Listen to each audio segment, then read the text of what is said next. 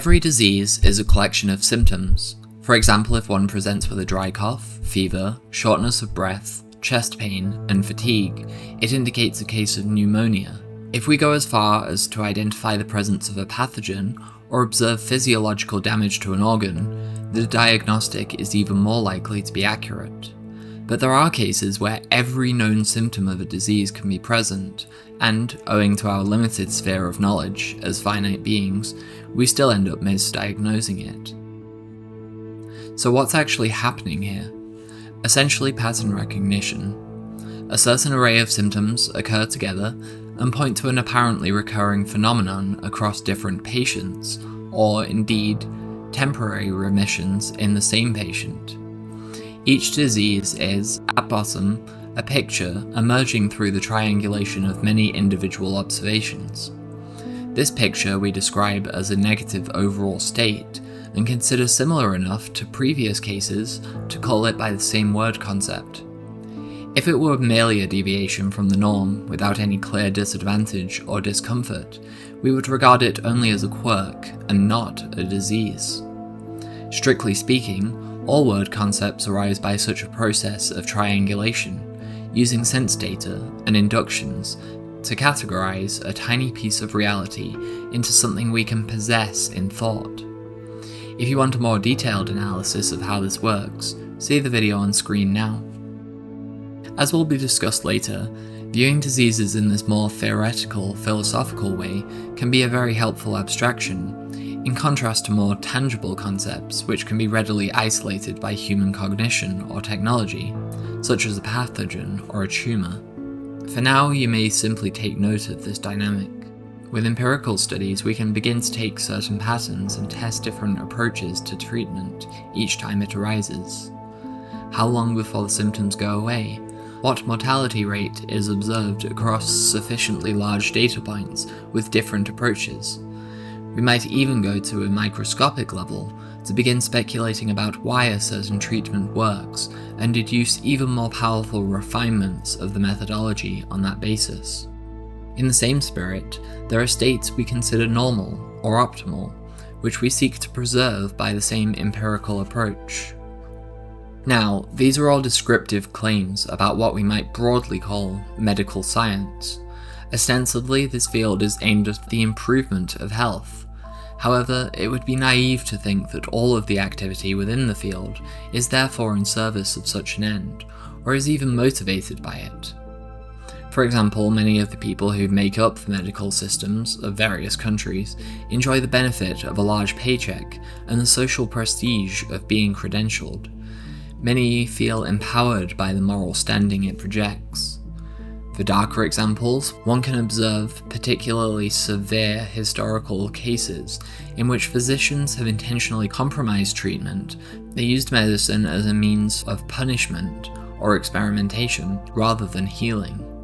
And in more recent developments, there is now the very real possibility that illnesses are being prolonged to ensure increased profits in the medico-industrial complex.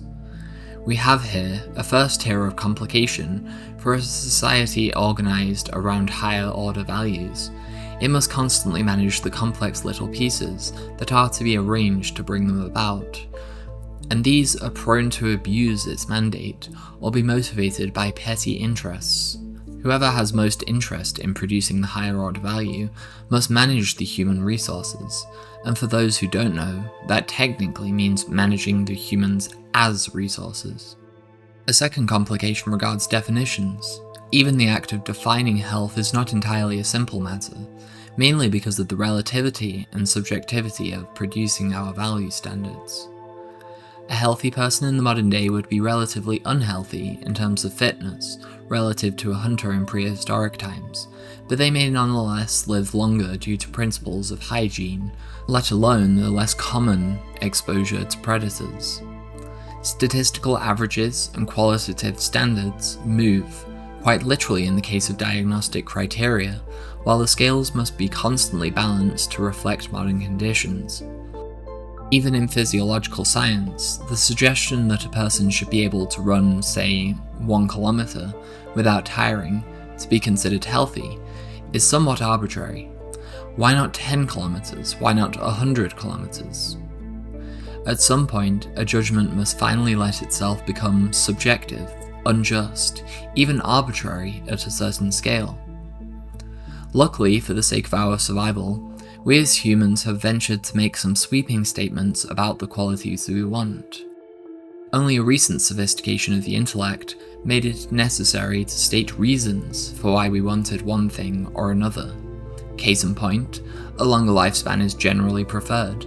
Being able to exercise for as long as possible without tiring is the ideal. Rarely exhibiting symptoms of infection or contagion, particularly outside of sanitized environments, marks out a desirable immune system. What is often taken for granted is that a durable and mobile body is good, without any caveats or asterisks. This seems like common sense. However, this is quite explicitly a subjective value judgment.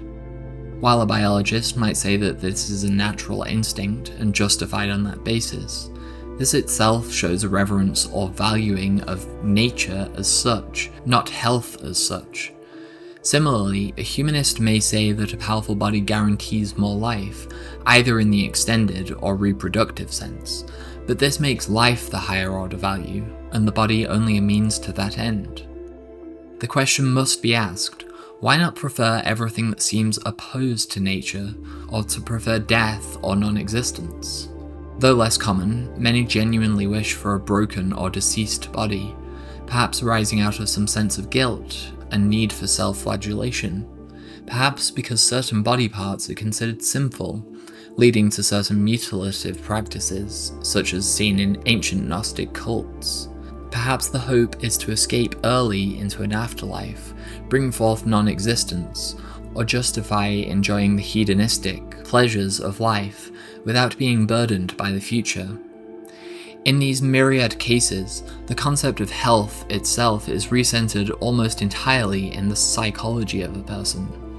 In the case of Gnosticism, in particular, a person who strived to improve the body out of a sense of worldly pride would be condemned or regarded with suspicion on that basis. They would be considered sick, delusional, trapped in konoma. I am not encouraging or endorsing any of these aforementioned practices, quite the opposite. I am strongly against the recommendations of each of the examples I listed. But I know that this only reflects my personal value judgment, my taste for life as a thing to be cultivated and reproduced. The point of this section is to demonstrate that there are logically consistent ways to rationalize many different conceptions of health and sickness, simply by adopting different starting premises. This dynamic is emphasized when we permit supernatural premises, though it is not contingent on them. The unsettling truth is that there is no purely rational worldview on Earth. Under every rational judgment lies a pre-rational value proposition. It is simply not possible, therefore, to keep appealing to rationality or logic all the way down.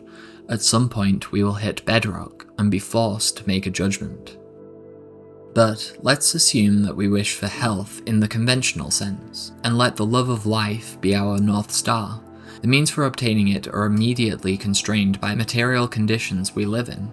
One cannot eat processed food and oversized portions daily while expecting to live a long and physically capable life. One cannot abstain from exercise and one day expect to run a marathon. One cannot excessively consume harmful substances without running a very high risk of chronic disease and internal damage. However, there are areas where the delineation of harmful and nourishing factors are far less obvious. Human psychology itself is notoriously challenging in this respect, but that has never stopped us from trying. The field of psychology, taken broadly, organizes values according to their merit, and then decides whether this very same hierarchy is valid. In the current mainstream, one of the primary frameworks is that the aim of psychology is to reduce pain and increase pleasure for the greatest many, also called utilitarianism. There are also virtue ethic-orientated psychological practices, but this too has a certain communal aspect and desire to stabilize culture. Such goals, however venerable their ideas, naturally lead to a very narrow horizon of possibilities for individual human expression. So much that we do as individuals is beautiful, productive, and dignifying. Yet, so much is also clumsy, unpredictable, and messy, prone to hurting others. It is the way of human psychology to remember the sense impressions of slights more vividly than acts of charity. Thus, over time, we naturally lose trust in one another when operating by this metric. Mitigation rather than encouragement becomes the active force. Every time a variable introduces the slightest discomfort or pain, that variable must be classified as dangerous, a threat. This reactive mode has been the modus operandi for much of human history, and modernity appears to have taken it upon new heights. I posit that a significant cultural effect of psychology, for all its genuinely positive innovations, has been to reify this modality. But how? Essentially, psychology lends a scientific voice to subjective feelings. It creates technical definitions of the aforementioned discomforts or pains based on recurring empirical observations and studies, so that these may function as evidence of harm. This is currently a less exact science than physiological injury, for obvious reasons. Nonetheless, owing to this kinship with neuroscience and empiricism, we have let psychologists become the physicians of culture at large. We permit them to place a stethoscope to the breast of our societies and test for a pulse. We let them extract blood for examination. We ask them to diagnose the disease which festers within. But with what empirical method? How does one diagnose the whole societal body and assign it a disease? This is precisely why I earlier drew attention to the necessarily abstract nature of disease as a concept.